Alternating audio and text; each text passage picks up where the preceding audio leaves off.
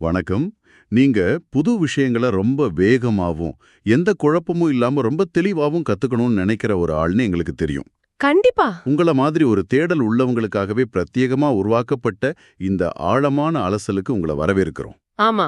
இந்த உரையாடலோட முக்கிய நோக்கமே என்னன்னா, உங்ககிட்ட இருக்கிற பலதரப்பட்ட தகவல்கள சுருக்கி, அதுல இருக்கிற மிக முக்கியமான சாராம்சங்கள மட்டும் உங்களுக்கு வழங்குறது தான். கரெக்ட்.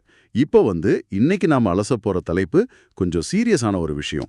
ரொம்பவே சீரியஸான விஷயம். அதாவது தமிழக அரசியல்ல சினிமா ரசிகர்களோட தலையீடு எந்த அளவுக்கு இருக்கு, குறிப்பா பெண்கள் அரசியல் விமர்சனம் செய்யும்போது அவங்க சந்திக்கிற இணைய வழி தாக்குதல்கள் எப்படி இருக்கு அப்படிங்கறத பத்தி தான் பேச போறோம். இதுக்காக நாம எடுத்துக்கிட்ட ஆதாரம் சமூக வலைதளங்கள்ல பரவலாக பேசப்பட்ட ஒரு குறிப்பிட்ட வீடியோவோட முழுமையான எழுத்து வடிவம். அந்த டிரான்ஸ்கிரிப்ட தான் நம்ம அலச போறோம். விவாதத்துக்குள்ள போறதுக்கு முன்னாடி ஒரு மிக முக்கியமான பொறுப்பு தொறுப்பு நம்ம சொல்லி ஆகணும். ஆமா, அத தெளிவுபடுத்திடுறது நல்லது. நாம விவாதிக்க போற இந்த ஆதாரங்கள்ல சில கடுமையான அரசியல் விமர்சனங்களும், குறிப்பா தமிழக வெற்றிக் கழகம், அதாவது தவேகா மற்றும் அதன் தலைவருக்கு எதிரான கருத்துகளும் இடம்பெற்றிருக்கு. ஆனா இந்த நிகழ்ச்சியை தொகுத்து வழங்குற நாங்க எந்த ஒரு அரசியல் நிலைப்பாட்டையும் எடுக்கல அப்படிங்கறத ரொம்ப தெளிவா சொல்லிக்கிறோம். எக்ஸாக்ட்லி. வலதுசாரி இடதுசாரி என எந்த பக்கமும் நாங்க இல்ல.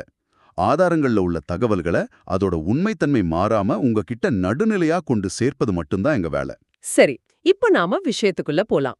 இந்த பிரச்சனையோட தொடக்கம் எங்கிருந்து ஆரம்பிச்சது? சமீபத்துல நடிகர் விஜய் அவங்க வேலூர்ல ஒரு உரை நிகழ்த்தினாரு. அதுல அவர் ஒரு கதையை சொன்னாரு.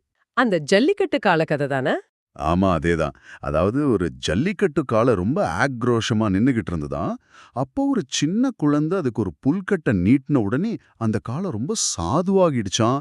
இப்படி ஒரு கதையை அவர் சொன்னாரு. இது பொதுவா சினிமா மேடைகள்ல ஆடியோ லான்ச்ல பேசுற மாதிரி ஒரு ஹீரோயிசம் கதை. ஆனா இத கவனிச்ச ஜூலி அப்படிங்கிற ஒரு பெண், இவங்க பிக் பாஸ் மற்றும் ஜல்லிக்கட்டு போராட்டத்தின் மூலமா மக்களுக்கு நல்ல அறிமுகமானவங்க. கரெக்ட், அவங்க ஒரு வீடியோல இந்த தர்க்கத்தை விமர்சனம் செஞ்சாங்க. ரொம்ப லாஜிக்கலான ஒரு கேள்வியை கேட்டாங்க. இங்கதான் விஷயம் சுவாரஸ்யமா மாறுது. அவங்க என்ன கேட்டாங்கன்னா, விஜயின் கட்சியில பல இளைஞர்களும் சிறுவர்களும் இருக்காங்க. அவங்க இத உண்மைன்னு நம்பி, நிஜமான ஜல்லிக்கட்டு காளிக்கு புல் கொடுக்க போயிட்டாங்கன்னா, ஆமா, அப்படி போய் ஏதாவது அசம்பாவிதம் நடந்தா அதுக்கு யார் பொறுப்பு? இதுதான் அவங்க கேட்ட கேள்வி. நடைமுறைக்கு சாத்தியமில்லாத கதைகளை சொல்லாதீங்கன்னு ஜூலி ரொம்ப தெளிவா கேட்டிருந்தாங்க. இது ரொம்ப ஒரு அடிப்படையான கேள்வி. சினிமா மேடைகள்ல பேசுற கதைகள் நிஜ வாழ்க்கை அரசியலுக்கு வரும்போது எப்படி தர்க்க ரீதியான கேள்விகளுக்கு உள்ளாகுது அப்படின்றது இது காட்டுது. இது ஒரு நியாயமான விமர்சனம் தானே. இதுக்கு அந்த கட்சியோட ஆதரவாளர்கள், அதாவது இந்த வீடியோ ஆதாரத்துல இவங்கள அணில் குஞ்சுகள் அப்படின்னு குறிப்பிட்டிருக்காங்க. இவங்க எப்படி எதிர்வினையாற்றுறாங்க பாத்தீங்களா? அதுதான் ரொம்ப துரதிர்ஷ்டவசமான ஒரு விஷயம். அவங்க ஜூலியோட விமர்சனத்தை ஒரு விமர்சனமாவே பார்க்கல. மாறாக அவங்க தனிப்பட்ட வாழ்க்கையை தாக்கி ரொம்ப கொச்சையா பேச ஆரம்பிச்சிட்டாங்க. அதாவது அந்த ஆதாரத்துல இருக்கிற துல்லியமான தகவல்களை பார்க்கும்போது அதிர்ச்சியா இருக்கு. இங்கு கிணறு உள்ளது, ஆண்கள் பாதுகாப்பாக செல்லவும் அப்படிங்கிற மாதிரி கீழ்த்தரமான கமெண்ட்கள். அவங்கள மென்டல் அப்படின்னு திட்டுறது, அவங்க வாழ்வதே வேஸ்ட் அப்படின்னு சொல்றதுன்னு இந்த தாக்குதல் ரொம்ப எல்லை மீறி போயிருக்கு. இத நாம கொஞ்சம் பெரிய படத்தோட இணைச்சு பார்க்கணும். இது வெறும் ஒரு நபருக்கு எதிரான தாக்குதல் கிடையாது. ஒரு சமூக பிரச்சனையாவே பார்க்கணும்னு சொல்றீங்க. ஆமா, ஒரு பெண் பொதுவெளியில அரசியல் பேசிட்டா அல்லது தங்களை கேள்வி கேட்டுட்டா இந்த சமூகத்துல இருக்கிற சிலருக்கு எப்படிப்பட்ட ஆணாதிக்க கோபம் வருது அப்படிங்கறதே இது காட்டுது. அந்த ஈகோ ஹர்ட் ஆகுது இல்லையா? கண்டிப்பா.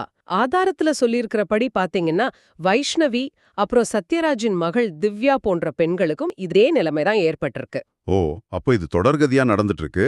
மாற்று கருத்துக்களை, குறிப்பா பெண்களின் கருத்துக்களை எதிர்கொள்ள முடியாத ஒரு சகிப்புத்தன்மையற்ற நிலையை இது காட்டுது. எக்ஸாக்ட்லி.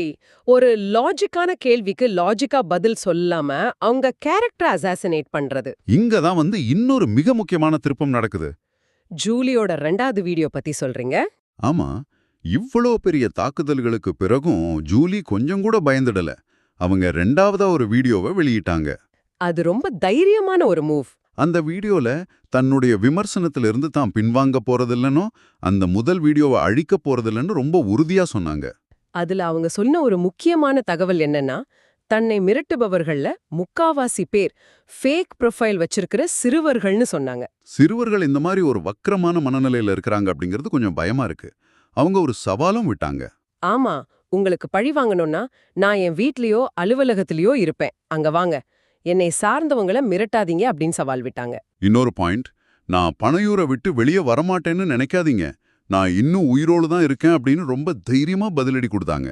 இது ஒரு பெண் தனக்கு எதிரா வர்ற இவ்ளோ பெரிய வெறுப்பு பிரச்சாரத்தை எப்படி எதிர்கொள்றாங்க அப்படிங்கிறதுக்கான ஒரு உதாரணம். ஆனா அவங்க கேட்ட அந்த கேள்வி இருக்குல்ல, விஜயின் ரசிகர்கள் பெண்களுக்கு எந்த அளவுக்கு மதிப்பு கொடுக்கறாங்க அப்படிங்கறத அந்த வீடியோவோட கமெண்ட் செக்ஷனை படிச்சாலே விஜய் தெரிஞ்சுக்கலாம் அப்படிங்கிற வாதம். கரெக்ட்.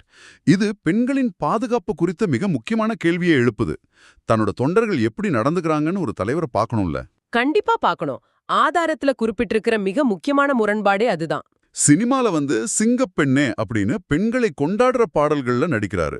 பிகில் மாதிரி படங்கள்ல பெண்ணியத்தை கொண்டாடுற விஜய் நிஜ வாழ்க்கையில அவரோட ரசிகர்கள் பெண்களை இவ்ளோ கொச்சியா பேசும்போது அதை கண்டிக்காம மௌனம் காக்குறாரு. இந்த முரண்பாடு தான் விமர்சனத்துக்கு உள்ளாகுது. அரசியல் அப்படிங்கிறது ரொம்ப பொறுப்பான ஒரு விஷயம். ஆனா இந்த ஆதரவாளர்கள் எல்லாவற்றையும் ஒரு கண்டென்ட்டாகவும் பொழுதுபோக்காகவும் மட்டுமே பாக்குறாங்கன்னு ஆதாரம் மிக கடுமையா விமர்சிக்குது. சினிமா ரசிகன் மனநிலையிலிருந்து அரசியல் தொண்டன் மனநிலைக்கு அவங்க இன்னும் மாறல. விமர்சனங்களை ஏத்துக்கிட்டு தங்களை மாத்திக்கிற பக்குவம் தொண்டர்களுக்கும் இல்ல. அதே சமயம் அதை கண்காணிச்சு திருத்துற தலைமை பண்பு தலைவருக்கும் இல்ல அப்படிங்கிறது ஒரு பெரிய கேள்வியா நிக்குது. இது ஒரு முக்கியமான கேள்வியா எழுப்புது. ஒரு அரசியல் கட்சி மாற்று கருத்துடைய பெண்களை எப்படி நடத்துது அப்படிங்கிறது அவங்க எதிர்கால செயல்பாட்டுக்கான ஒரு அளவுகோல். நாளைக்கு அவங்க அதிகாரத்துக்கு வந்தா எப்படி இருப்பாங்கன்னு மக்கள் யோசிப்பாங்க. ஆமா, விமர்சனங்களை முன்வைக்கிற பெண்களை தனிப்பட்ட முறையில தாக்கி அவங்கள அரசியல்ல இருந்தே அப்புறப்படுத்த நினைக்கிறது ஒரு ஜனநாயகத்துக்கு ரொம்ப ரொம்ப ஆபத்தானது. ஆமா, அது ஒரு சென்சார்ஷிப் மாதிரி பயமுறுத்தி குரலை நெரிக்கிற ஒரு செயல். இவ்ளோ நேரம் நாம இந்த ஆதாரத்துல இருந்த பல கோணங்களை அலசினோம். இதோட சாராம்சமா நாம என்ன சொல்லலாம்? ஒரு சாதாரண தர்க்க ரீதியான அரசியல் விமர்சனம் எப்படி ஒரு பெண்ணுக்கு எதிரான தனிப்பட்ட தாக்குதலா மாறுது அப்படிங்கறத பார்த்தோம். அப்புறம் சினிமா மாயைக்கும் நிஜ அரசியலுக்குமான இடைவெளி, மாற்று கருத்துக்களை எதிர்கொள்ளும் பக்குவம் எந்த அளவுக்கு குறைஞ்சுகிட்டே வருது அப்படிங்கறதையும் விரிவா பார்த்தோம். உண்மைதான், திரையில பாக்குற ஹீரோயிசத்துக்கும் களத்துல வேலை செய்யற அரசியலுக்கும் நிறைய வித்தியாசம் இருக்கு. இப்போ இதை கேட்டுட்டு இருக்கிற உங்களுக்கு ஒரு கேள்வி வரலாம், இதெல்லாம் ஏன் உங்களுக்கு முக்கியம்?